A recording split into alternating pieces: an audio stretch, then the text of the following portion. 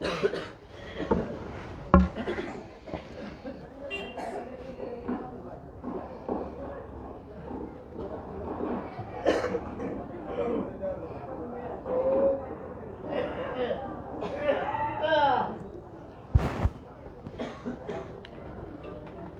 الحمد لله نحمده ونستعينه ونستغفره ونؤمن به ونتوكل عليه ونعوذ بالله من شرور أنفسنا ومن سيئات أعمالنا من يهده الله فلا مضل له ومن يضلل فلا هادي له وأشهد أن لا إله إلا الله وحده لا شريك له وأشهد أن محمدا عبده ورسوله أما بعد فإن خير الحديث كتاب الله وخير الهدي هدي محمد صلى الله عليه وسلم وشر الأمور محدثاتها وكل محدثة بدعة وكل بدعة ضلالة وكل ضلالة في النار فأعوذ بالله من الشيطان الرجيم يا أيها الذين آمنوا اتقوا الله حق تقاته ولا تموتن إلا وأنتم مسلمون واعتصموا بحبل الله جميعا ولا تفرقوا واذكروا نعمة الله عليكم إذ كنتم أعداء فألف بين قلوبكم فأصبحتم بنعمته إخوانا وكنتم على شفا حفرة من النار فأنقذكم منها كذلك يبين الله لكم آياته لعلكم تهتدون وقال صلى الله عليه وسلم يا أيها الناس إني قد تركت فيكم ما إن اعتصمتم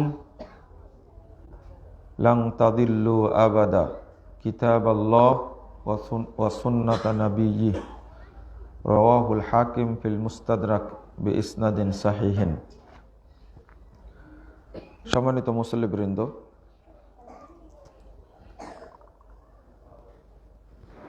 বাংলাদেশ আহলে হাদিস তাবলিগ ইসলাম ফুলবাড়িয়া ময়মনসিংহের চক রাধাকান্ডের ঐতিহ্যবাহী আঞ্চলিক ইজতেমায় জুমার দিনে আল্লাহ খুতবা দেওয়ার এবং শোনার সুযোগ করে দিয়েছেন, এই জন্য শুকরিয়া আদায় করি আলহামদুলিল্লাহ। এর আগে কি খুতবা দিয়েছিলাম এখানে? না। অনেক চেষ্টার পরে আপনারা আল্লাহর রহমতে এই খুতবার ব্যবস্থা করতে পেরেছেন। এর আগে কয়েকবার খুতবার ব্যবস্থা করেও ব্যর্থ হয়েছেন, আসতে পারেনি। সম্ভবত 3 বার এমনটা হয়েছে। গতবার আমার ছোট ভাই ডক্টর মোকাররম বিন মোহসিন খুতবা দিয়েছিলেন। একই দিনে আমাদের 2টা ইজতেমা পড়ে গেছিল, একটা রঘুরামপুরে আর একটা এখানে। এটা আল্লাহর বড় শুকরিয়া আলহামদুলিল্লাহ যে আজকেরটা আল্লাহ কবুল করেছেন।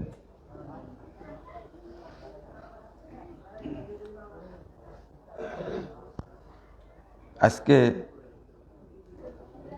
আমি খুতবাতে ঢোকার আগেই দেখছি যে মসজিদ সহ মাঠটা পরিপূর্ণ হয়ে গেছে আলহামদুলিল্লাহ। আল্লাহ যেন এই ইজতেমাকে কবুল করে নেন। আল্লাহ যেন এই কোরআন সুন্নাহর তাওহীদ এবং মানহাজের এই ইজতেমাকে কিয়ামত পর্যন্ত কায়েম রাখেন। আমিন।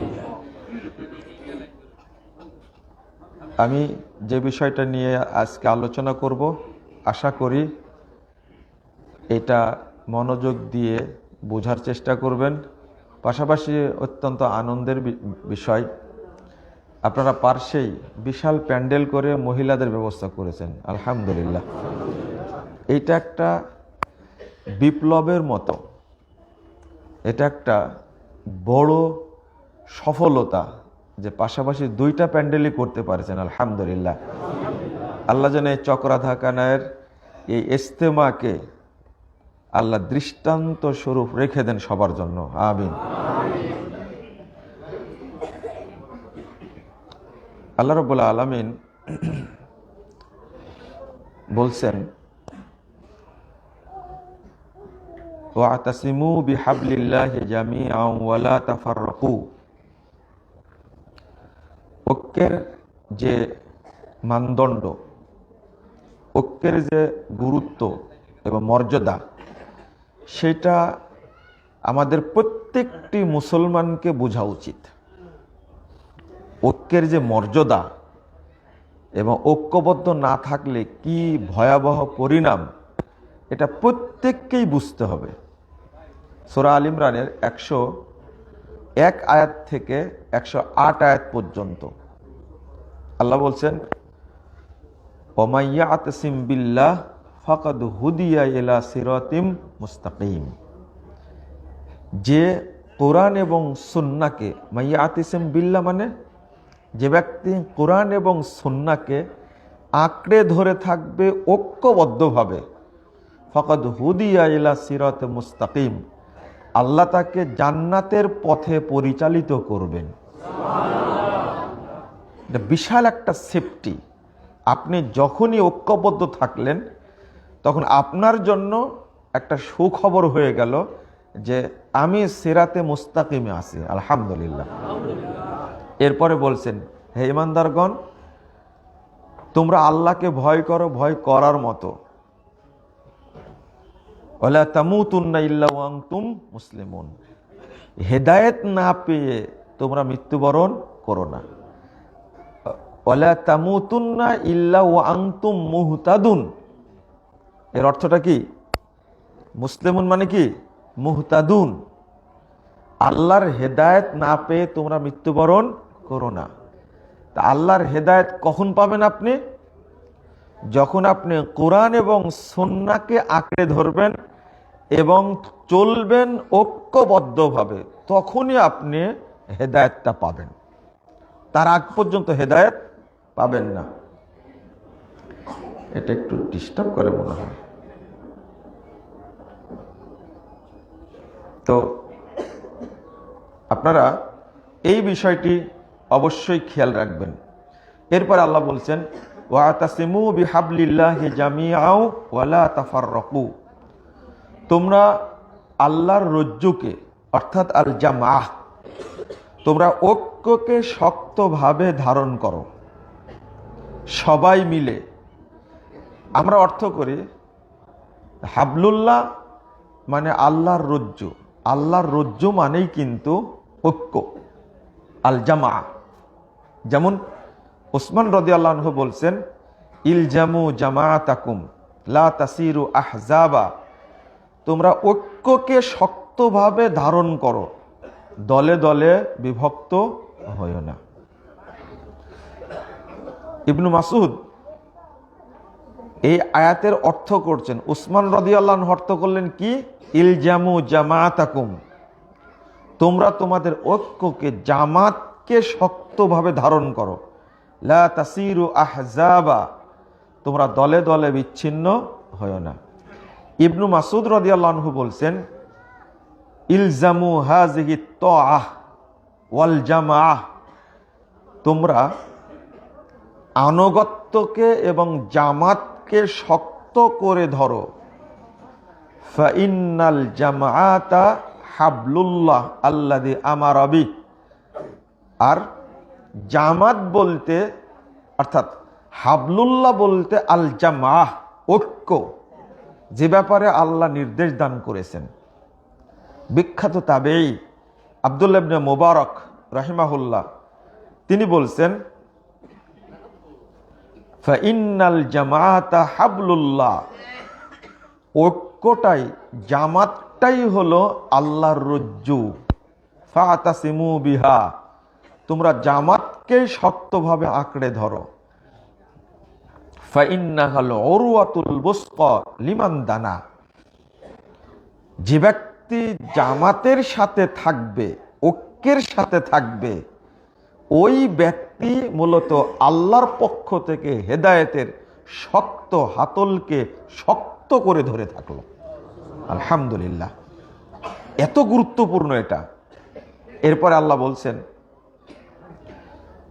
ওয়ালা তাকুনু কাল্লাযীনা তাফাররাকু, এর আগের অংশটুকু বড় আয়াত, তো আমি ছোট্ট করে বলি। ওয়াযকুরু নি'মাতাল্লাহি আলাইকুম ইয কুনতুম আ'দাআ ফাআল্লাফা বাইনা কুলুবিকুম ফাআসবাহতুম বিনি'মাতিহি ইখওয়ানা। আল্লাহ বলছেন, আল্লাহর নিয়ামতটা তোমরা স্মরণ করো। তোমরা যখন ছিলে বিভক্ত, আল্লাহর নিয়ামতে তোমাদেরকে আল্লাহ রাব্বুল আলামিন তোমাদের হৃদয়ের মধ্যে ভ্রাতৃত্ব তৈরি করে দিয়েছেন। ফাআসবাহতুম বিনি'মাতিহি ইখওয়ানা, আল্লাহর অনুগ্রহে, তার রহমতে তোমরা কি হয়ে গেছো?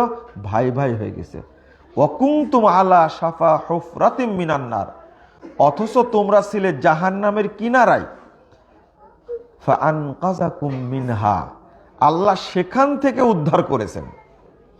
তো একটা জিনিস খেয়াল রাখবেন, যে যারা ঐক্যবদ্ধ আছে তাদের উপরে আল্লাহর পক্ষ থেকে বড় নিয়ামত, রহমত এবং দয়া আছে। আর যখনই আপনি পৃথক থাকবেন, আলাদা থাকবেন, তখন স্পষ্ট হবেন যে আমার প্রতি আল্লাহর রহমতও নাই, দয়াও নাই, হেদায়েতও নাই। আল্লাহ বলছেন, ওয়ালাউ শা আল্লাহ লাজাআলা উম্মাতাক ওয়াহিদা, যদি আল্লাহ চাইতেন তোমাদের এক করে রাখতেন। ওয়ালা ইয়াসালুনা মুখতালিফিন, কিন্তু মানুষের স্বভাব হলো তারা ইখতিলাফ করতে করতে সব বিচ্ছিন্ন হয়ে গেল। ইল্লা মার রহিমা রব্বুক, তবে যে ব্যক্তির উপরে আল্লাহ রহম করেছেন, যাকে আল্লাহ অনুগ্রহ করেছেন, দয়া করেছেন, ওই ব্যক্তি কখনো বিভক্ত হবে না। তাহলে এই আয়াত দ্বারা প্রমাণ হয়ে গেল যে যারা জামাতবদ্ধ, ঐক্যবদ্ধ থাকবে, তাদের উপরে আল্লাহর রহমত এবং দয়া আছে। আর যারা থাকবে না, তাদের মধ্যে কি নাই? দয়া, রহমত, আল্লাহর নিয়ামত নাই। আল্লাহ বলছেন, ইল্লা মার রহিমা রব্বুক, আপনার রব যার উপর রহম করেছে তিনি কখনো বিচ্ছিন্ন হবেন না। আমরা কতটা স্বাদ গ্রহণ করব? আল্লাহ বলছেন, ইয়াউমা তাবিয়াদ্দু বুজুহু ওয়া তাসওয়াদ্দু বুজুহ, কিয়ামতের দিন এক শ্রেণীর মানুষের মুখটা হবে উজ্জ্বল, জান্নাতীদের চেহারার মতো চেহারা হবে। আলহামদুলিল্লাহ। ওয়া তাসওয়াদ্দু বুজুহ, আর এক শ্রেণীর মানুষের মুখ হবে কালো, কুৎসিত, জাহান্নামীদের চেহারার মতো। কে বলছেন? আল্লাহ বলছেন, জাহান্নামীদের মতো চেহারা হবে। তো মানুষ দুই প্রকার, এক শ্রেণীর মানুষের চেহারা হবে উজ্জ্বল, আর এক শ্রেণীর মানুষের চেহারা হবে কালো, কুৎসিত। কিয়ামতের মাঠে এক শ্রেণীর মানুষকে আল্লাহ খুব সম্মান দান করবেন, আর এক শ্রেণীর মানুষকে আল্লাহ কি দিবেন? অপমান করবেন। তারপর আল্লাহ বলছেন, ফাআম্মাল্লাযীনা আসওয়াদ্দাত বুজুহুহুম আকাফারতুম বা'দা ঈমানিকুম ফাযূকুল আযাবা বিমা কুনতুম তাকফুরুন, যাদের মুখটা হবে কালো, কুৎসিত, আল্লাহ বলবেন, তোমরা যেমন ঈমান আনার পরে কুফরি করেছো, আল্লাহ যে এই আয়াতের সাথেই, এই আল ইমরানের আয়াতের সাথেই তোমরা ছিলে আগে ঐক্যবদ্ধ, হয়েছ কি বিভক্ত।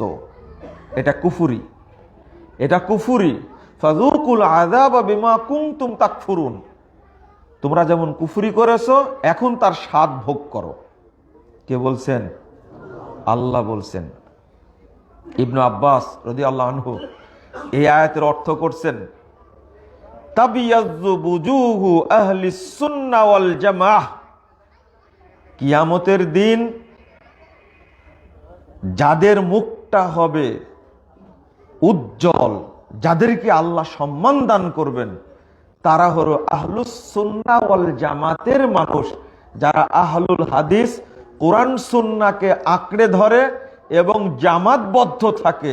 আল্লাহ তাদেরকে সম্মান দান করবেন। ওয়া তাসওয়াদ্দু বুজুহু আহলিল বিদাই ওয়াল ফুরকা। আর কিয়ামতের দিন আল্লাহ তাদেরকে অপমান করবেন, তাদের মুখটা কালো কুৎসিত হবে, যারা হবে বেদাতি এবং যারা হবে জামাত থেকে বিচ্ছিন্ন। আল্লাহ এদেরকে অপমান করবেন কিয়ামতের মাঠে। ভাষাটা কি? আহলুস সুন্নাহ ওয়াল জামা। কেউ কেউ বলে আমি তো কোরআন হাদিস মেনে চললে জান্নাতে যাবই। ভাষাটা কি? কোরআন এবং সুন্নাহর উপরে থাকতে হবে, ওয়াল জামা, এবং জামাতবদ্ধ থাকতে হবে। আর যারা বেদাতি হবে, ওয়াল ফুরকা, যারা জামাত থেকে একাকী থাকবে, বিচ্ছিন্ন থাকবে, আল্লাহ তাদেরকে অপমান করবেন, অপদস্থ করবেন কিয়ামতের মাঠে। আহলে হাদিসদের সাথে বেদাতীদের লড়াই এখানেই। আহলুল হাদিসরা সবসময় কোরআন এবং সুন্নাহকে ফলো করে, সাহাবীদের মানহাজকে ফলো করে। আর বেদাতীরা সবসময় শয়তানের তৈরি আমলকে ফলো করে। তারা কখনো কোরআন এবং সুন্নাহকে ধার ধারে না। আজকে গোটা বাংলাদেশে তোলপাড় চড়ছে। তিনবারের প্রধানমন্ত্রী যে সম্মান আর ইজ্জত দিয়ে দেশের মানুষ তাকে বিদায় জানালো, লক্ষ লক্ষ মানুষ, কেউ বলছে ৬০-৭০ লক্ষ মানুষের জানাজায়, সেই জানাজায় তারেক রহমান এমন ইমামকে ভাড়া করেছেন, বাইতুল মুকাররমের ইমাম, সে জানাজা পড়তে গিয়ে কত ইগনোর করে।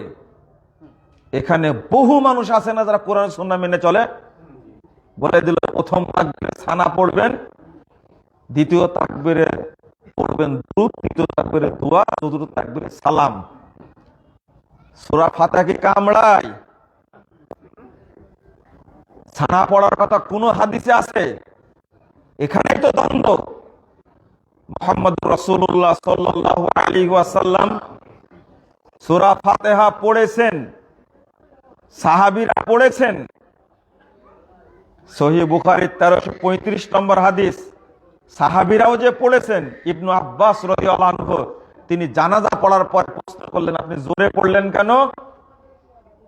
তিনি বলছেন, লিয়ালামু আন্নাহা সুন্নাহ, মানুষ যেন জানতে পারে সূরা ফাতিহা পড়াটা রাসূলের সুন্নাহ, শরীয়ত, এই জন্য আমি জোরে পড়েছি। এই হাদিস চোখে পড়ে না? 395 নম্বর হাদিস সহিহ মুসলিমের মধ্যে এসেছে, আল্লাহর নবী সাল্লাল্লাহু আলাইহি ওয়াসাল্লাম বলছেন, মান সাল্লা সালাতান, কেউ যদি কোন সালাত পড়ে, পৃথিবীতে যত সালাত শরীয়ত পড়তে বলেছে সব সালাতে যদি কেউ লা ইয়াকরা ফিহা উম্মুল কিতাব, সেখানে যদি কেউ সূরা ফাতিহা না পড়ে, ফাহুয়া খিদাজ, ফাহুয়া খিদাজ, ফাহুয়া খিদাজ, সেই সালাত বাতিল, সেই সালাত বাতিল, সেই সালাত বাতিল। আর একটা বলছেন খেদাজ মানে যে সন্তান, যে উটের বাচ্চা পড়ে যায় যখন কেবলে রক্ত, বুঝেননি কথা? 4 মাসের আগে যে বাচ্চা পড়ে যায় তাকে সিক বলে। খেদাজ মানে হলে সেই জিনিস, 4 মাসের আগে যদি মায়ের পেট থেকে বাচ্চা পড়ে যায়, ওই বাচ্চা দিয়ে কিছু হয়? কি করবেন ওই বাচ্চা দিয়ে? আল্লাহর নবী সাল্লাল্লাহু আলাইহি ওয়াসাল্লাম বলছেন, খেদাজ গায়রুত তামাম, হাদিসে আসছে, অসম্পূর্ণ। আর খেদা শব্দের অর্থ পৃথিবীর বিজ্ঞ উলামায়ে কেরাম করছেন, কেউ করছে বুতলান, বাতিল। মানুষকে জানানো দরকার সুন্নাতের দিকে ফিরে যেতে হবে। আহলুল হাদিসদের অবস্থান এটাই, ফাঁসির কাস্টে ঝুলতে হলেও তারা সুন্নাত মেনে জান্নাতে যাবে ইনশাআল্লাহ। বেদাতের সাথে কোনো আপোষ নেই। কত হাদিস বর্ণিত হয়েছে। কেউ কেউ সাহাবীদের মত ব্যক্ত করছেন এটা দোয়া, কত সুন্দরভাবে বলছে। সালাত জানাজার সালাত না, এটা হলো দোয়া। ও দোয়াই যদি হয়, যুক্তি দিচ্ছে কি রুকু নাই সেজদা নাই, রুকু নাই সেজদা নাই, এটা নামাজ হলো কি করে? তাহলে ওযু করো কেন? এই জন্যই তো বলি জানাজা পড়ে বিদআতীরা, ওযু করে না কেন? এতদিনে বুঝলাম যারা নামাজি মনে করে না, এজন্য ওযু ছাড়াই জানাজা পড়ে। চেক করে দেখেন। অথচ আল্লাহ রাব্বুল আলামিন নিজে জানাজার সালাতকে সালাত বলছে, জানাজাকে ওয়ালা তুসাল্লি আলা আহাদি মিনহুম মাতা ওয়ালা তাকুম আলা কবরি। এই মুনাফিকদের যারা মারা গেছে তুমি তাদের জানাজা পড়ো না। আল্লাহ কাকে বলছেন? লা তুসাল্লি, তুমি সালাত পড়ো না, ওয়ালা তাকুম আলা কবরি, তার কবরের কাছে দাঁড়ায়ও না। তা আল্লাহ জানাজাকে সালাত বলছেন না? রাসূল সাল্লাল্লাহু আলাইহি ওয়াসাল্লাম ইজা সাল্লাইতুমুল মাইয়িত ফাখলিসু লাহুদ দুআ, যখন সালাত আদায় করবে তখন মাইয়েতের জন্য দোয়া করো। কথা একবারে পরিষ্কার করে বলছেন। কথা কি ক্লিয়ার হয়েছে আপনাদের? তাহলে আল্লাহর নবী বলছেন এটা সালাত, আল্লাহ বলছেন কি সালাত। আমরাও জানাজা যখন পড়ি তখন কি করি? সালাত পড়ি না? মাইয়াতের কি পড়ি? সালাত পড়ি। আমি আপনাদের বলবো, সুন্নাহকে যদি মেনে চলেন তাহলে কিয়ামতের মাঠে আল্লাহ রাব্বুল আলামিন সম্মান দান করবেন ইনশাআল্লাহ। আর যদি আপনি সুন্নাহকে গুরুত্ব না দেন তাহলে অপমান করবেন আল্লাহ কিয়ামতের মাঠে। 181 নম্বর হাদিস সহিহ মুসলিমের মধ্যে এসেছে, মুহাম্মদুর রাসূলুল্লাহ সাল্লাল্লাহু আলাইহি সাল্লাম বলছেন, ইদা দাখালা আহলুল জান্নাহ আল জান্নাহ, যখন জান্নাতীরা জান্নাতে প্রবেশ করবে তখন ক্বাল আল্লাহু তাবারাকা ওয়া তাআলা, আল্লাহ তাআলা বলবেন, তুরিদুনা শাইয়ান আযীদুকুম। জান্নাতীরা যখন জান্নাতে প্রবেশ করবে তখন আল্লাহ জিজ্ঞেস করবেন জান্নাতীদেরকে, তুরিদুনা শাইয়ান আযীদুকুম, তোমরা কি আরো চাচ্ছ? চাইলে আমি বাড়িয়ে দিব। কে বলছেন?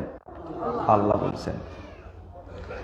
তখন জান্নাতীরা বলবেন, আলাম তুবাইয়িজ বুজুহানা, আল্লাহ আপনি কি আমাদেরকে কিয়ামতের মাঠে সম্মান দেননি, মুখমণ্ডল উজ্জ্বল করেননি? আলাম তুবাইয়িজ বুজুহানা ওয়া তুদখিলনাল জান্নাহ, আপনি কি আমাদেরকে জান্নাত দেননি? ওয়া তুনাজ্জিনা মিনান নার, আপনি কি আমাদেরকে জাহান্নাম থেকে মুক্ত করেননি? তাহলে জান্নাতীরা ওই কথাটা স্মরণ করবে জান্নাতে যাওয়ার পরে, আল্লাহ কিয়ামতের মাঠে আমাদেরকে সম্মান দান করেছেন। আলাম তুবাইয়িজ বুজুহানা মানে আল্লাহ আরো যখন বাড়ায় দিতে চাচ্ছেন তখন জান্নাতীরা বলছেন, আপনি তো আমাদের কিয়ামতের মাঠে সম্মান দিয়েছেন। কিয়ামতের মাঠে কি দিয়েছেন? সম্মান দিয়েছেন, আমাদের জান্নাত দিয়েছেন, আমাদেরকে জাহান্নাম থেকে মুক্ত করেছেন। আমরা কিছু চাই না। তখন আল্লাহ রাব্বুল আলামিন দেখছেন, আমরা অন্য কিছু চাই না, চাই শুধু একটা মাইকটা যেন ভালো থাকে। তো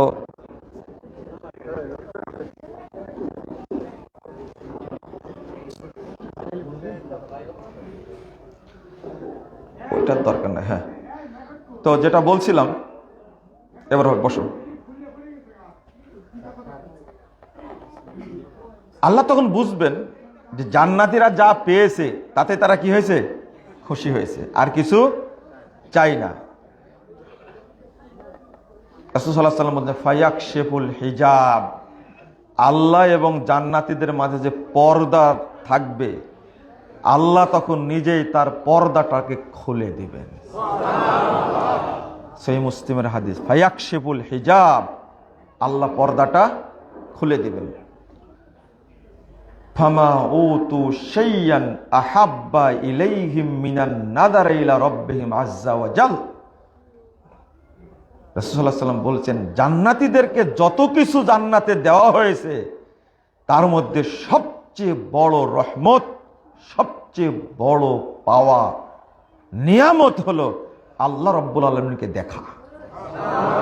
মিনান নাদারি ইলা রাব্বিহিম আযজা ওয়া জাল।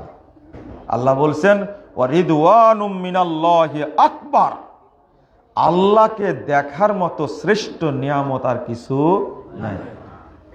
আল্লাহ যখন পর্দা খুলে দিবেন তখন জান্নাতীরা দেখতেই থাকবেন আল্লাহ এত সুন্দর। আল্লাহ তুমি আমাদেরকে কবুল করে নাও, আমিন। আল্লাহকে দেখতে চান না? বড় নিয়ামত, আল্লাহকে দেখা একটা বিশাল নিয়ামত একটা। আল্লাহ যেন আমাদেরকে কবুল করে নেন, আমিন। যে বিষয়টা বলছিলাম আবার সেই জায়গায় চলেন। যারা জামাতবদ্ধ ঐক্যবদ্ধ থাকার পরেও যারা বিভক্ত হবে, প্রখ্যাত তাবেঈ হাসান বাসরি রাহিমাহুল্লাহ তিনি বলছেন হুমুল মুনাফিকুন, তারা কি? মুনাফিক, তারা মুনাফিক।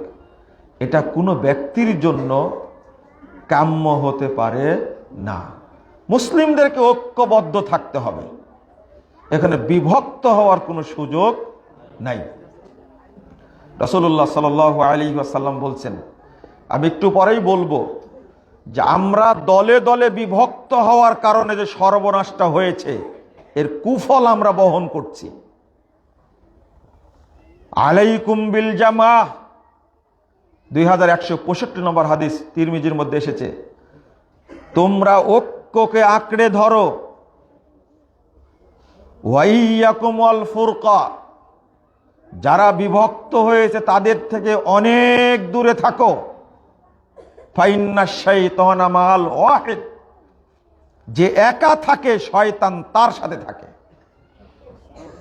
ওয়া হুয়া মিনাল ইসনাইনি আবাদ, আর শয়তান দুইজন থেকে অনেক দূরে থাকে।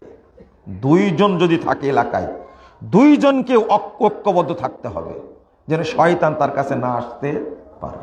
শয়তান আসবে না। মান আরাদা বুহাতাল জান্নাহ ফালইয়ালজামিল জামাআ, যে চাই জান্নাতের মাঝখানে থাকবে সে যেন ঐক্যকে শক্ত করে আঁকড়ে ধরে থাকে। আমরা জান্নাতের কিনারায় থাকতে চাই না, আমরা জান্নাতের মাঝখানে থাকতে চাই। যে ছাগল দলের কিনারায় থাকে ওকে নেকড়ে বাঘ আক্রমণ করতে সহজ হয়, তাই না?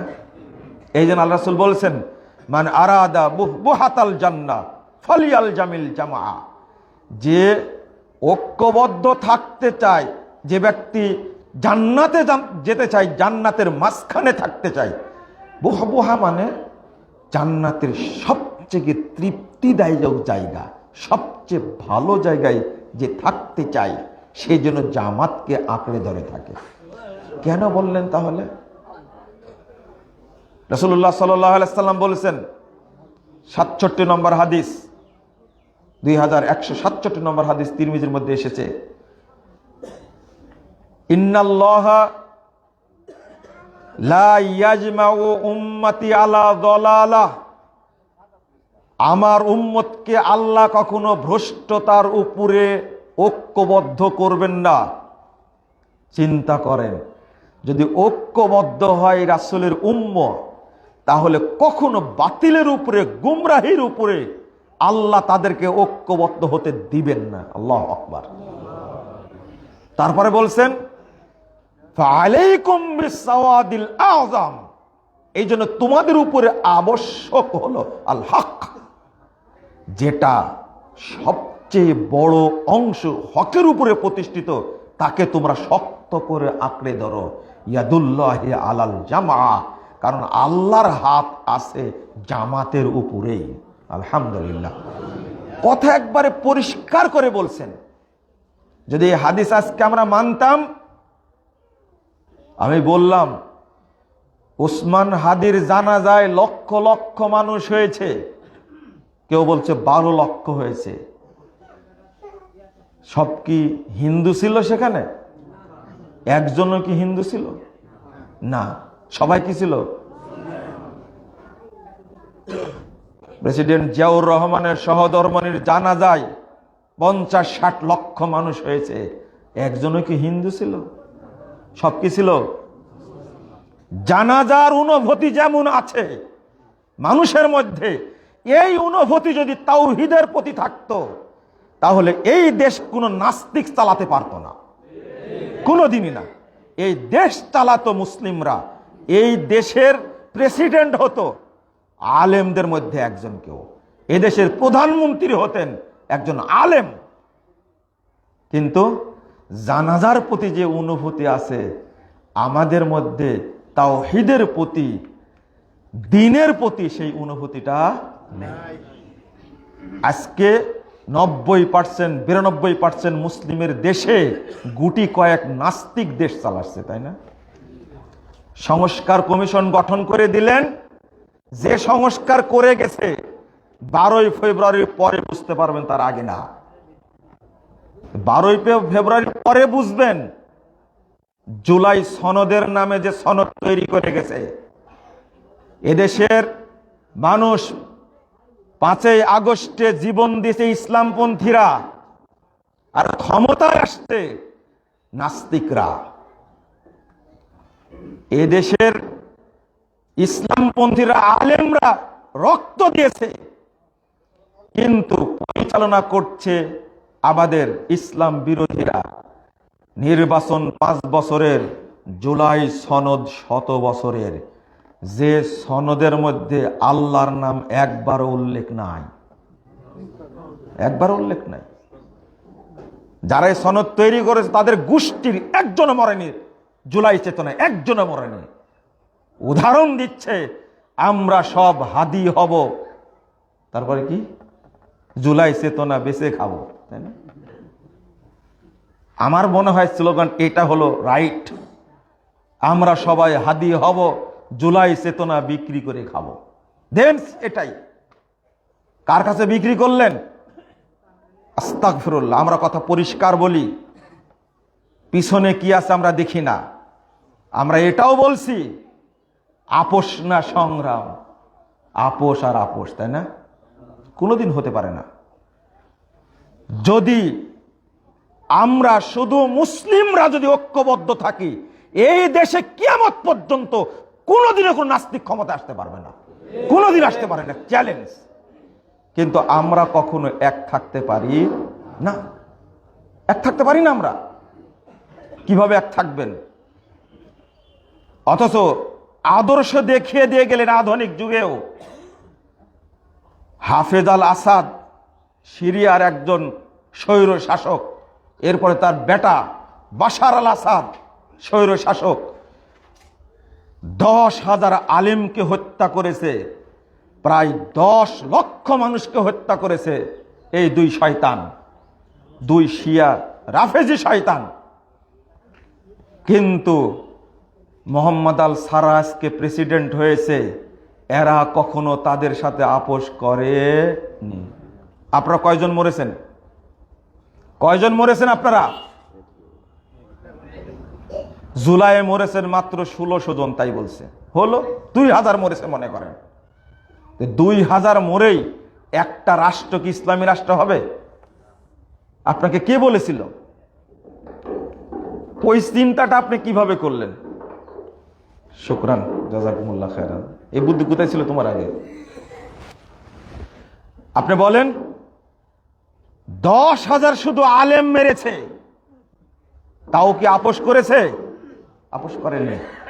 53 বছর পরে সিরিয়া এখন স্বাধীন একটা দেশ হয়েছে, আলহামদুলিল্লাহ। ঠিক একদিন ফিলিস্তিনও স্বাধীন হবে, কিন্তু ইহুদি গোষ্ঠীর সাথে ফিলিস্তিনের জনগণ আপোষ করবে না। ইনশাআল্লাহ করবে না আপোষ। আমরা আপোষকামী। আমি বলবো, আজকে ফতোয়া দিচ্ছে, একদল ফতোয়া দিচ্ছে মওদুদি কাফের, জামাত ইসলাম কাফের। লা হাওলা ওয়ালা কুওয়াতা ইল্লা বিল্লাহ। আলেম হয়ে বসে ফতোয়া মারেন। আর এক শ্রেণী ফতোয়া দিচ্ছে, তবলিগের লোক আছে না, পুরো টঙ্গীর দল ফতোয়া দিচ্ছে এদেরকে ভোট দেওয়া যাবে না। চরমুনায় আর এক গ্রুপ, আটরশি আর এক গ্রুপ, মাছ ভান্ডারে আর এক গ্রুপ। এরা সবাই আগে প্রত্যক্ষ পরোক্ষভাবে এই বিদেশি শকুনদের সহযোগিতা করে গেছে এ যাবৎ, যায়নি? ভালো কথা। জামাতে ইসলাম তাদের সাথে ঐক্য করেছে, এখন ওই ঐক্যের মধ্যে আবার কুনকুনি ব্যথা শুরু হয়েছে চরমুনায়, তাই না? এইটা হলো অবস্থা। এই দেশ একদিন ভয়াবহ সংকেত, যে আল্লামা দেলাওয়ার হোসেন সাঈদী বলে গেছিলেন, বাংলাদেশের আকাশে কালো মেঘ দেখা যাচ্ছে, যে ভবিষ্যৎবাণী করে গেছিলেন 17 বছরে সেটা ঘটে গেছে। এটাও বলে গেছেন মামার এক বাড়ি দিল্লি গিয়ে পড়বা, এটাও ঘটে গেছে, তাই না? আমি আজকে বলছি 3 মাস 22 দিন একসঙ্গে ছিলাম আল্লামা দেলাওয়ার হোসেন সাঈদী সাহেবের সঙ্গে, জেলখানায় ছিলাম। আমি জেলে যাওয়ার আগেই তিনি আমার কাছে পত্র লিখেছিলেন, আমার একটা বই পড়ে, জাল হাদিসের কবলে রাসূলুল্লাহ সাল্লাল্লাহু আলাইহি ওয়াসাল্লামের সালাত, 9 পৃষ্ঠার পত্র লিখেছেন। এরপরে 13 সালের 25শে ডিসেম্বর পত্র পেলাম,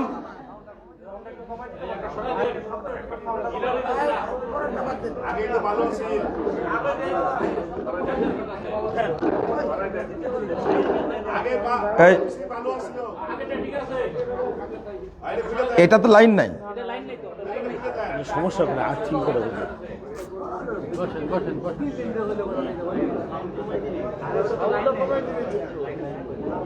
খুলে দেন, খুলে দেন, একটু খুলে দেন।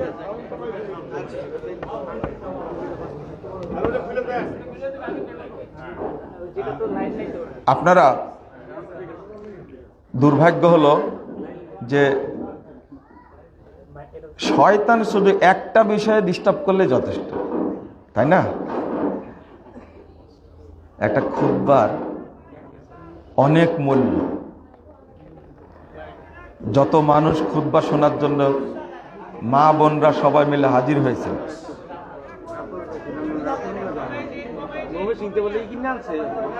সাউন্ড বক্সটা কমায় দেন না একটু।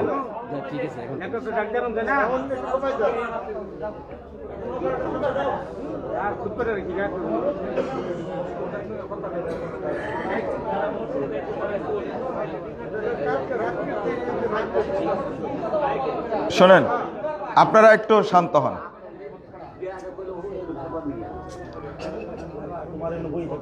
মুসলিম ঐক্যটা কত যে জরুরি, কত জরুরি মুসলিম ঐক্য, এটা আপনি বুঝবেন না। যতদিন ঐক্যবদ্ধ না হতে পারবো ততদিন আল্লাহর নিয়ামত আমরা পাবো না। তবে আল্লাহর কাছে চাইবেন, আপনারা আল্লাহর কাছে চাইবেন, মুনাজাতে চাইবেন, বক্তব্যে বলার চেয়ে আল্লাহর কাছে বেশি চাইতে হবে। আল্লাহ রাব্বুল আলামিন বলছেন, ও আল্লাফা বাইনা কুলুবিহিম, আল্লাহ তাদের অন্তরে ভ্রাতৃত্ব সৃষ্টি করে দিয়েছেন না। ওয়ালাউ আনফাকতা মা ফিল আরদে জামিয়া, আল্লাহ বলছেন, হে মোহাম্মদ শোনো, তুমি ঐক্য করার জন্য যদি সারা পৃথিবী যা কিছু আছে বিক্রি করে তাদেরকে দান করো, মা আল্লাফতা বাইনা কুলুবিহিম, তুমি তাদের অন্তরে কখনো ঐক্য তৈরি করতে পারতে না। ওয়ালাকিন্নাল্লাহ আল্লাফা বাইনা কুলুবিহিম, আল্লাহই তাদের অন্তরে ঐক্য সৃষ্টি করেছেন। বলেন আলহামদুলিল্লাহ। আল্লাহকে বলবেন, আল্লাহ তুমি মুসলিম উম্মাহকে ঐক্যবদ্ধ করে দাও। কিছু কিছু মানুষ বলে যে আহলুল হাদিসরা কোরআন হাদিস মেনে চলে, তারাও তো দলে দলে বিভক্ত, তাই না?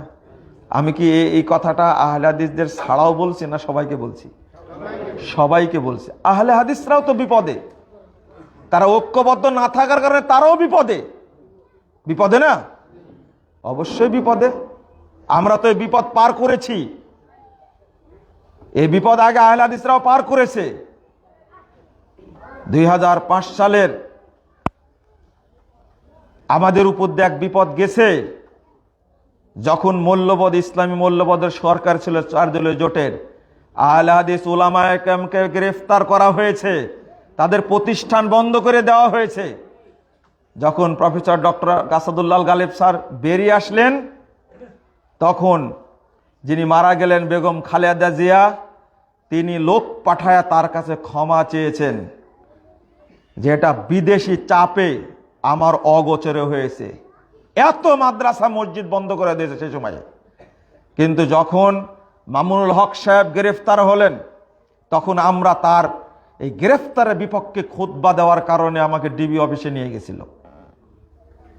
আমরা সবাইকে আলেম মনে করি, মানহাজগত পার্থক্য থাকলেও কিন্তু আমরা এই রোগটা, এই ব্যথাটা এখনো মেনে নিতে পারিনি যে আলেমদেরকে, নিরপরাধ আলেমদেরকে গ্রেফতার করা হয়েছিল কেন।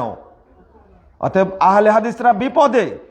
আজকেও ডক্টর জাকির নায়েককে যখন আমরা নিয়ে আসতে চাইলাম, এই সরকার বন্ধ করে দিল না?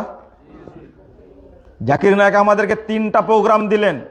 একটা হবে ঢাকা শহরের উদ্যানে, একটা হবে রাজশাহীতে মাদ্রাসা ময়দানে, একটা হবে দিনাজপুর বড় মাঠে। যেদিন কথাবার্তা প্রায় চূড়ান্ত পর্যায়ে, পরের দিনই ঘোষণা আসলো। আগে 3 সপ্তাহ আগে অনুমতি দিয়েছে স্বরাষ্ট্র মন্ত্রণালয়, নিয়ে আসা যায়, আমরা নিরাপত্তা দেব। যখনই জিনিসটা প্রকাশ পেয়ে গেল, জাকির নায়েক আহলে হাদিসদেরকে প্রোগ্রাম দিয়েছে, আউটডোর প্রোগ্রাম।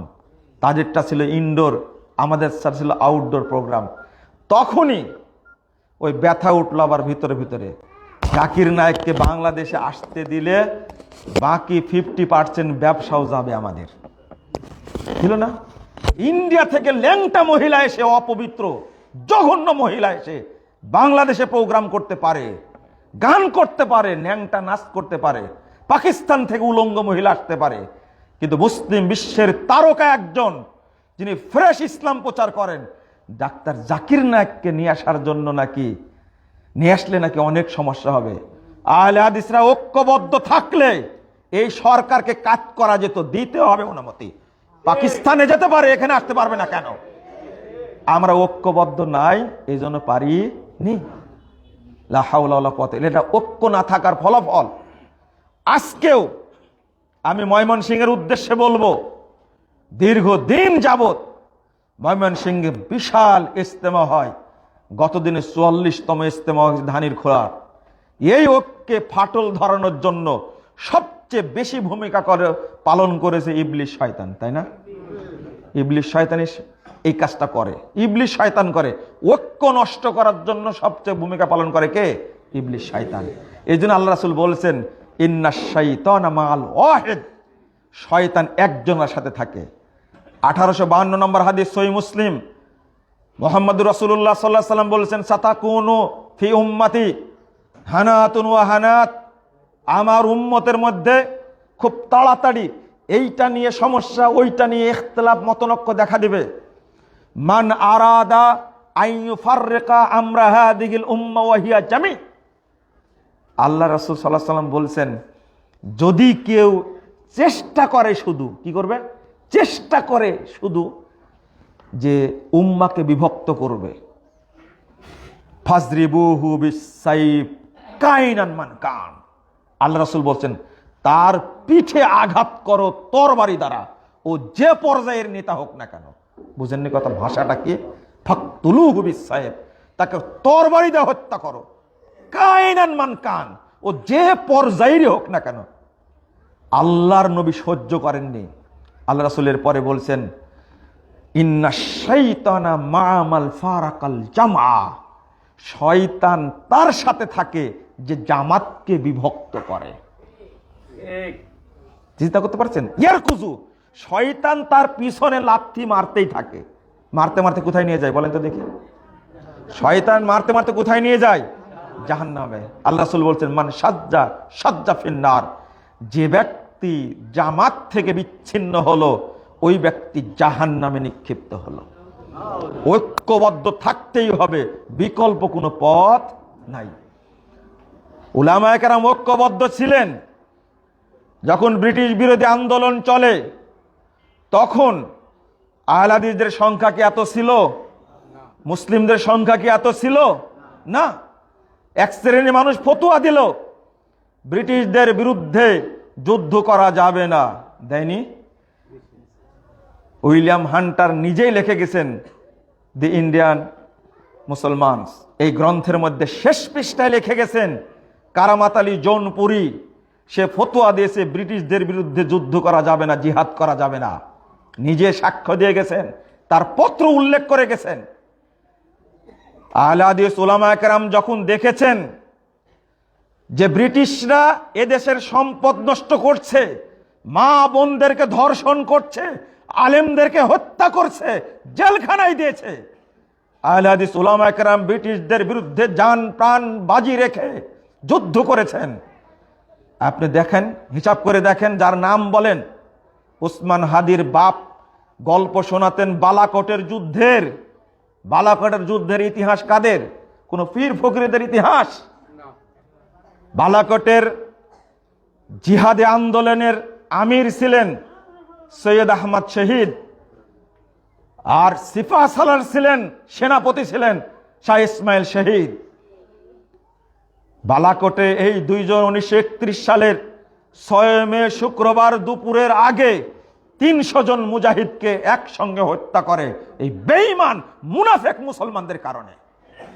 শিখ জাতি তাকে হত্যা করে, শুধু হত্যা করে, আল্লাহ আকবার বলতে গা শিরিয়ে ওঠে। একজন মুসলিম নেতাকে হত্যা করা হচ্ছে, শরীর কেটে টুকরো টুকরো করে ভাসিয়ে দেওয়া হয়েছে নদীতে। কাগ নদীতে ভেসে যাচ্ছে শাহ ইসমাইল শহীদের চেহারা। একজন মহিলা নদীতে পানি নিতে গিয়ে দেখছে মাথা ভেসে আসছে, মাথাটা ঘুরায় দেখে উপমহাদেশের ব্রিটিশ বিরোধী আন্দোলনের অগ্রনায়ক সিপাহ সালার শাহ ইসমাইল শহীদের মাথা ভেসে আসছে। তখনই জানতে পেল আমাদের নেতাকে তারা হত্যা করেছে। শাহ ইসমাইল শহীদ রহিমাহুল্লাহ আজকে বুঝি, যখন পড়েছি তখন মনে হতো এটা কিভাবে বিশ্বাস করা যায়। শাহ ইসমাইল শহীদের এক বক্তব্যে ৭০,০০০ হিন্দু ইসলাম গ্রহণ করেছে। বিশ্বাস হতো না, কিন্তু যখন দেখলাম জাকির নায়েক একজন ডাক্তার, তার এক বক্তব্যে লক্ষ লক্ষ হিন্দু ইসলাম গ্রহণ করে, এই আধুনিক যুগে তখন বুঝেছি শাহ ইসমাইল শহীদের বক্তব্য চূড়ান্ত। তার বক্তব্য হাজার হাজার হিন্দু ইসলাম গ্রহণ করেছে। এইরকম প্রাণপ্রিয় নেতাকে হারিয়ে দিয়েছে। তবে মনে রাখতে হবে, নেতা হারানো রক্তের উপর দিয়ে দেশ স্বাধীন হয়। জুলাই আন্দোলনের চেতনা ভুলে গেলে হবে না। উসমান হাদি মারা গেছে, ওই রক্তের উপর দিয়ে বাংলাদেশ একদিন স্বাধীন হবে ইনশাআল্লাহ। আমি মনে করি তার রক্ত পবিত্র। ঘুষখোর, দুর্নীতিবাজ, অপবিত্র রক্তের মাধ্যমে কখনো বাংলাদেশ মুক্ত হয়নি, হবেও না কোনোদিন।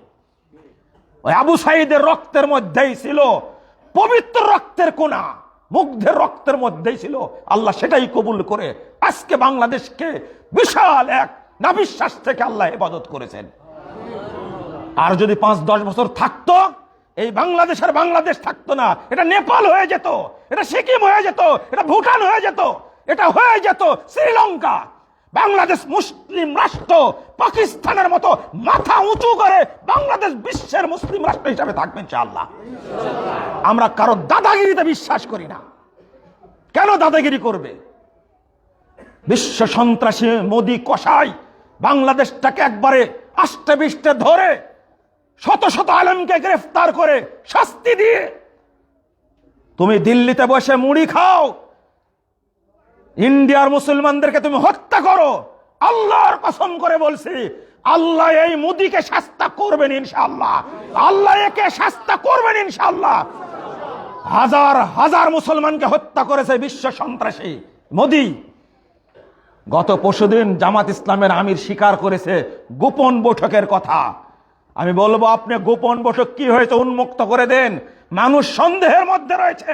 এই বিশ্ব সন্ত্রাসী মোদির সাথে, ইন্ডিয়ার সাথে বাংলার মুসলমানদের কোনো আপোষ নয়, কোনো আপোষ চলতে পারে না। এটা আমাদের কথা পরিষ্কার। আমি আশ্চর্য হচ্ছে একটা বিষয়ে, যে রক্তের মূল্য দিতে হবে। ওসমান হাদি রক্ত দেওয়ার মূল কারণটা হলো টাকা ছিল না, দল ছিল না, প্রভাব ছিল না, শুধু মুখের কথা। বিশাল একটা উপমহাদেশের বৈরী শক্তি তাকে সহ্য করতে পারেনি। একটা প্রাণকে হত্যা করার জন্য 127 কোটি টাকা লেনদেন হয়েছে। ওসমান হাদি একটা আন্দোলন, একটা সংগ্রাম, একটা ইতিহাস। তার বাপ কেন উসমান রাখছিল নাম আল্লাহ ভালো জানে। আমি হিসাব মিলাতে পারছিলাম না। শুক্রবারেই তাকে গুলি করা হলো, পরের শুক্রবারে আল্লাহ তাকে নিয়ে গেলেন। এই ইতিহাস মিলাতে পারছি না। আল্লাহ যেন তার রক্তকে কবুল করে। বাংলাদেশে কোনো এই বস্তু পচা, বস্তা পচা, বস্তুবাদী কোন শিক্ষা ব্যবস্থা, রাজনীতি ব্যবস্থা ধরে বাংলাদেশ স্থান না পায়। আল্লাহ তুমি এই দেশকে তাওহীদের জন্য কবুল করে নাও। আমরা অন্য কোনো অপবিত্র মতবাদ দেখতে চাই না। আমরা এই দেশে দেখতে চাই, আল্লাহ তুমি মদিনার ইসলামকে কবুল করো। ইসলামী দলরা বলেই আমরা মদিনার ইসলাম চাই, ভালো, আলহামদুলিল্লাহ। তারেক রহমান প্রথম বক্তব্যে বলেছে, আমরা নবী করিম সাল্লাল্লাহু আলাইহি সাল্লামের ইনসাফ প্রতিষ্ঠা করতে চাই। বলেন আল্লাহ যেন কবুল করে, আমিন। জানি না রাজনৈতিক দল করবে কিনা, হেদায়েত তো তাদেরকে দিতে পারে, তাই না? ইসলামী দলগুলো চাচ্ছে, আল্লাহ হেদায়েত দিতে পারে না? আমরা ওইটাই চাই, বাংলাদেশ শুধু ইসলাম থাকবে। আরে জুলাই সনদে সংস্কার কমিশন যদি সংবিধানে জাতীয়তাবাদ বাদ দেয়, ধর্মনিরপেক্ষতাবাদ যদি বাদ দেয়, পুঁজিবাদ যদি বাদ দেয়, সমাজতন্ত্র যদি বাদ দেয়, এই খেতা গণতন্ত্র রাখছেন কেন? বাংলাদেশে কোনো আইন থাকবে না, আইন থাকবে কোরআন এবং সুন্নাহ। সংবিধান হবে কোরআন সুন্নাহ। কোন সংবিধান মানি না আমরা। আমরা মানি একমাত্র মুসলিম, কোরআন এবং সুন্নাহ। আল্লাহ তুমি কবুল করো, আমিন। আমরা ঐক্যবদ্ধ থাকবো ইনশাআল্লাহ। রাগ করলেন আপনারা? মুসলিম ছিল কতজন? আল্লাহ রাব্বুল আলামিন সংখ্যাকে পরোয়া করেন না, সংখ্যাকে পরোয়া করেন না। যখন পীরপন্থী মাজারপন্থীরা যখন নজর নিয়াজ খেয়েছে উপমহাদেশে, তখন গুটি কয়েক আহলে হাদিস মানুষ দাওয়াত দিছে, হিন্দুরা ইসলাম গ্রহণ করেছে। শাহ ইসমাইল শহীদকে ফতোয়া দিয়েছে কাফের, এ ব্রিটিশদের বিরুদ্ধে সংগ্রাম করছে। শাহ ইসমাইল শহীদ বলে দিয়েছিলেন, আরে জিহাদ আল্লাহ ফরজ করেছে এই ইংরেজ গোষ্ঠী, অপবিত্র বেনিয়া গোষ্ঠীর বিরুদ্ধে যুদ্ধ করার জন্যই। সাহস নিয়ে নেমেছিলেন। মুসলিম ছিল অল্প, আল্লাহর পক্ষ থেকে রহমত নাজিল হয়েছে। 190 বছরের অস্ত্র শস্ত্র সজ্জিত ব্রিটিশ বাহিনীকে ভেঙ্গে চুরমার করে দিয়ে তাদেরকে বিতাড়িত করতে সক্ষম হয়েছে আল্লাহর রহমতে। চিন্তা করতে পারছেন? তাদের অস্ত্র ছিল না, অর্থ ছিল না, কিন্তু মদদ ছিল কার? আল্লাহর। এই মদদে 190 বছর চালাইছে যে ইংরেজ গোষ্ঠী, সেই শাসন ব্যবস্থাকে ভেঙ্গে চুরমার করে দিলেন। কিন্তু তাদের দালাল কিছু রেখে গেছিল, তাই না? সেই দালালরা আজকে মুসলিমদের ঘাড়ে বন্দুক রেখে আমাদেরকে স্বীকার করছে। আল্লাহ যেন এই অপবিত্র দালালদের থেকে আমাদের দেশকে আল্লাহ যেন হেফাজত করেন, বলুন আমিন।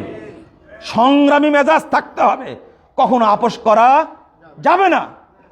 কালকে আমাকে ধমক দিয়ে, পরশুদিন ফোন দিয়ে ধমক দিচ্ছে, আপনি বলেছেন খালেদা জিয়ার জানাজায় সূরা ফাতিহা পড়া হয়নি, সালাত বাতিল হয়েছে।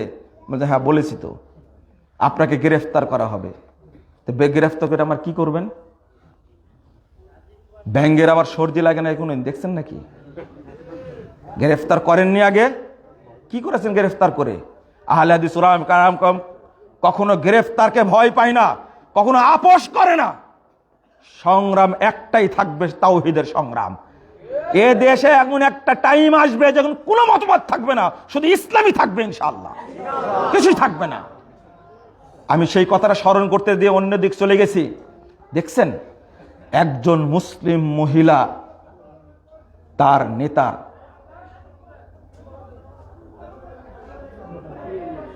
শোনা যায় না তাই না? আচ্ছা, আমি আমি আমি শেষ করছি এখনই, আপনাদের আর বিরক্ত করব না ইনশাল্লাহ।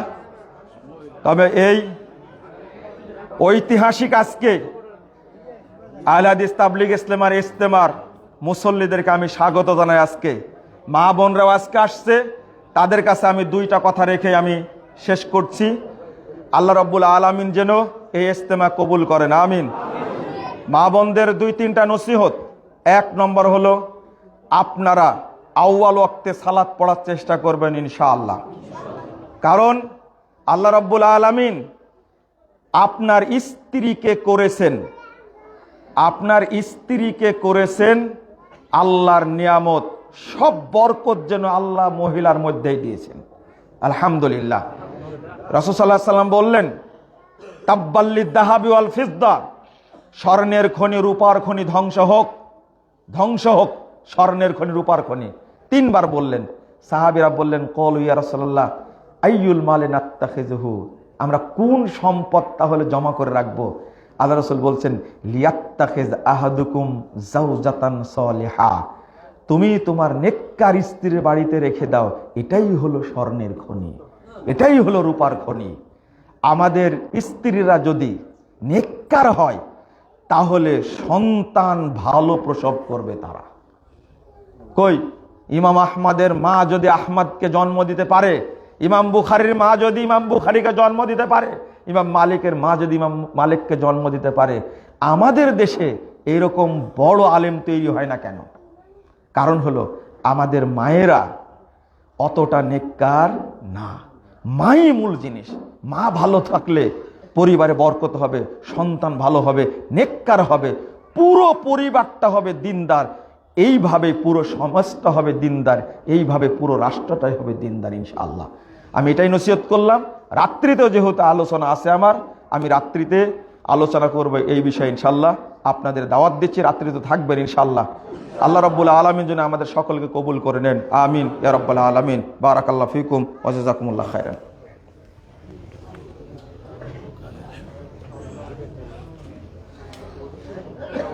আলহামদুলিল্লাহি ওয়াহদা ওয়াসসালাতু ওয়াসসালামু আলা মান লা নাবিয়্যা বা'দা। সম্মানিত মুসল্লিবৃন্দ, আমি শেষ খুতবায় আপনাদের প্রতি বিনয়ের সাথে আহ্বান জানাবো, এই ইজতেমা, আঞ্চলিক ইজতেমা যেন প্রতি বছর সুষ্ঠুভাবে সম্পূর্ণ হয়, এই জন্য আপনাদের কাছে আন্তরিকভাবে সহযোগিতা কামনা করছি। সেটা হলো, এই বৃহৎ অনেক ঐতিহ্যবাহী ইজতেমা, এটা আমি জানি বহুদিন থেকে চালু আছে, মাঝখানে ভাটা পড়েছিল, এখন নিয়মিত চলতে থাকবে ইনশাআল্লাহ। আল্লাহ যেন কবুল করেন, আমিন। আপনারা যারা এসেছেন মা বোনরা সহ, তারা এই ইজতেমায় সহযোগিতা করবেন ইনশাআল্লাহ। আপনারা পকেটে হাত দিবেন। আমি জানি যে আহলে হাদিস মাদ্রাসা, মসজিদ, এতিমখানা এবং আহলে হাদিস দাওয়াতের ক্ষেত্রে মানুষ সহযোগিতা করে না। এই জন্য যারা এখানে সহযোগিতা করে, আমি আল্লাহর কাছে হাত তুলে বলি, আল্লাহ তুমি এই সমস্ত ভাইদেরকে 1 টাকা যদি কেউ দেয়, তুমি তাকে 1 কোটি টাকা বরকত দান করো, তার সম্পদে আল্লাহ তুমি বারাকা নাজিল করো, আমিন। আল্লাহ যেন তার পরিবারে বরকত নাজিল করেন। আপনারা দিবেন ইনশাল্লাহ, সবাই শরীক হবেন ইনশাল্লাহ। আমি অনুরোধ করব, কই আপনারা কেউ নাই মুসল্লিদের মধ্যে যাওয়ার, আপনারা যান, যার যতটুকু সামর্থ্য সেটা দিবেন। এই অর্থের মাধ্যমে যেন আল্লাহ যেন বারাকা নাজিল করেন, আমিন। আমি এর মাঝখানে দোয়া করব, কয়েকটা গুরুত্বপূর্ণ বিষয়, এই দোয়ায় আপনারা আমিন বলবেন ইনশাআল্লাহ। প্রথম কথা, আপনারা দোয়া করবেন আল্লাহ রাব্বুল আলামিন যেন এই বাংলাদেশকে তাওহীদের দেশ হিসাবে কবুল করে নেন, বলুন আমিন। আল্লাহ যেন এই দেশকে নিরাপদ দেশ হিসাবে কবুল করে নেন, আমিন। যারা এই দেশের শত্রুতা করছে, আল্লাহ যেন তাদেরকে হেদায়েত দান করেন, আর হেদায়েতের যোগ্য না হলে আল্লাহ তুমি তাদেরকে ধ্বংস করে দাও, বলেন আমিন। আমি আপনাদের প্রতি অনুরোধ করব, আপনারা দোয়া করবেন তাদের জন্য যারা এই দেশে শিরিক বিদাতের পক্ষে কথা বলে, আল্লাহ যেন তাদেরকে তাওহীদের বুঝ দান করে, আল্লাহ যেন তাদেরকে হেদায়েত দান করে, আমিন। আপনারা দোয়া করবেন। আজকে ফিলিস্তিন অত্যন্ত সংকটের মধ্যে দিন পার করছে, আল্লাহ যেন ফিলিস্তিনকে হেফাজত করেন, আল্লাহ যেন ইহুদিদেরকে নিশ্চিহ্ন করে দেন, পৃথিবীর কোথাও যেন ইহুদিরা ঠাঁই না পায়, আল্লাহ যেন সেই ব্যবস্থা করেন। ফিলিস্তিনে প্রায় 10 লক্ষ মানুষকে ইতিমধ্যে তারা হত্যা করেছে। আমরা এই হত্যার বদলা হিসাবে ইহুদিদের প্রতি আল্লাহ যেন গজব নাজিল করে সেই জিনিসটা চাই। আল্লাহ তুমি কবুল করো। আল্লাহ যেন সুদানকে হেফাজত করেন, বলেন আমিন। সুদানের ভাই বোনদের অবস্থাটা এত করুণ, এত খারাপ, আমরা কিছুই করতে পারি না। আল্লাহর কাছে বলি, আল্লাহ তুমি সুদানকে হেফাজত করো, আল্লাহ তুমি সুদানের মুসলিমদেরকে হেফাজত করো, আমিন। আমরা দোয়া করব আল্লাহ যেন কাশ্মীরকে স্বাধীন করে দেন, বলেন আমিন। কাশ্মীরের মুসলিমদেরকে বিশ্ব সন্ত্রাসী কসাই মোদি এমন কষ্টের মধ্যে রেখেছে, বের হওয়ার কোনো পথ নাই। আল্লাহ তুমি পথ তৈরি করে দাও, আল্লাহ যে তুমি কাশ্মীরকে স্বাধীন করে দাও, আমিন। সারা পৃথিবীতে যারা আক্রান্ত নির্যাতিত মুসলিমরা, আল্লাহ তুমি তাদেরকে হেফাজত করো। যারা মুসলিমদেরকে হত্যা করছে, আল্লাহ তুমি তাদেরকে ধ্বংস করে দাও, আল্লাহ তুমি তাদেরকে নিশ্চিহ্ন করে দাও। দোয়া করেছিলেন খুবাইব রাদিয়াল্লাহু আনহু, আল্লাহুম্মা আহসিহিম আদাদা ওয়াকতুলহুম বাদাদা ওয়ালা তুবকি মিনহুম আহাদা। আল্লাহ তুমি এদেরকে গুনে গুনে রাখো, এদেরকে একসঙ্গে হত্যা করে ধ্বংস করে দিও, পৃথিবীতে যেন একজন টিকে না থাকে। আমরা খুবাইবের ভাষায় আবারও দোয়া করছি, আপনারা আমিন আমিন বলবেন। আল্লাহুম্মা আহসিহিম আদাদা ওয়াকতুলহুম বাদাদা ওয়ালা তুবকি মিনহুম আহাদা। আল্লাহ খুবাইবের দোয়া কবুল করেছিলেন, আমাদের দোয়াও কবুল করবে ইনশাআল্লাহ। সারা পৃথিবীতে যারা মুসলিমদেরকে হত্যা করছে, আল্লাহ যেন তাদেরকে ধ্বংস করে দেন, আমিন। আমি দোয়া করে দিয়েছি ইতিমধ্যেই। আমি আপনাদের অনুরোধ করব এই দোয়াগুলো সবসময় করবেন ইনশাআল্লাহ। যারা দোয়া চেয়েছে তাদের জন্য দোয়া করে, যে উদ্দেশ্যে চেয়েছে আল্লাহ তার উদ্দেশ্যটাকে কবুল করে নাও, আমিন। যারা অসুস্থ আছে আল্লাহ তুমি তাদেরকে সুস্থতা দান করো, যারা বিপদে আছে তোমরা আল্লাহ তুমি তাকে উদ্ধার করো। এই তাবলীগের সাথে জড়িত ভাই বোনেরা যারা মারা গেছে, আল্লাহ তুমি তাদেরকে ক্ষমা করো, তাদেরকে জান্নাতুল ফেরদাউস দান করো, আমিন। আমরা যারা আজকে এসেছি, আল্লাহ তুমি আমাদের সকলকে জান্নাতুল ফেরদাউসের মেহমান হিসাবে কবুল করে নাও, আমিন। আমরা কিছুই চাই না আল্লাহ তোমার কাছে শুধু একমাত্র জান্নাত চাই, তোমার সন্তুষ্টি দ্বারা তুমি আমাদেরকে জান্নাতুল ফেরদাউস দান করো, আমিন ইয়া রাব্বাল আলামিন। আল্লাহুম্মা সাল্লি আলা মুহাম্মাদ ওয়া আলা আলি মুহাম্মাদ কামা সাল্লাইতা আলা ইব্রাহিম ওয়া আলা আলি ইব্রাহিম ইন্নাকা হামিদুম মাজিদ। আল্লাহুম্মা বারিক আলা মুহাম্মাদ ওয়া আলা আলি মুহাম্মাদ কামা বারাকতা আলা ইব্রাহিম ওয়া আলা আলি ইব্রাহিম ইন্নাকা হামিদুম মাজিদ। আল্লাহুম্মা ইগফির লানা ওয়া লিল মুমিনিনা ওয়াল মুমিনাত ওয়াল মুসলিমিনা ওয়াল মুসলিমাত। আমিন বলতে হয় দোয়া করলে, এটা সুন্নাহ। আল্লাহুম্মা ইগফির লানা ওয়া লিল মুমিনিনা ওয়াল মুমিনাত ওয়াল মুসলিমিনা ওয়াল মুসলিমাত ওয়াল আহইয়াই মিনহুম ওয়াল আমওয়াত। اللهم اعز الاسلام والمسلمين، اللهم ايد الاسلام والمسلمين، اللهم انصر من نصر دين محمد صلى الله عليه وسلم واجعلنا منهم، واخذل من خذل دين محمد صلى الله عليه وسلم ولا تجعلنا منهم. اللهم عن الكفرة والفجرة والمبتدعة واليهود والنصارى والمشركين، اللهم اشدد وطأتك على اليهود والنصارى والمشركين، اللهم اشدد وطأتك على المجرمين والمبتدئين، اللهم اشدد وطأتك على الظالمين والغاصبين. اللهم انصر اخواننا المسلمين في فلسطين وكشمير وسودان. اللهم احفظ المسجد الاقصى يا رب العالمين. اللهم احفظ المجاهدين والمرابطين في كل مكان يا رب العالمين. يا حي يا قيوم برحمتك نستغيث. اللهم إنا نستعينك ونستغفرك ونتوب إليك ونثني عليك الخير. اللهم إياك نعبد ولك نصلي نرجو رحمتك ونخشى عذابك إن عذابك الجد بالكافرين ملحق. ربنا آتنا في الدنيا حسنة وفي الآخرة حسنة وقنا عذاب النار. ربنا فاغفر لنا ذنوبنا وكفر عنا سيئاتنا وتوفنا مع الأبرار. ربنا اجعلنا من لدنك وليا واجعل لنا من لدنك نصيرا. ربنا آتنا في الدنيا حسنة وفي الآخرة حسنة وقنا عذاب النار. ربنا تقبل منا إنك أنت السميع العليم وتب علينا إنك أنت التواب الرحيم. وصلى الله على النبي.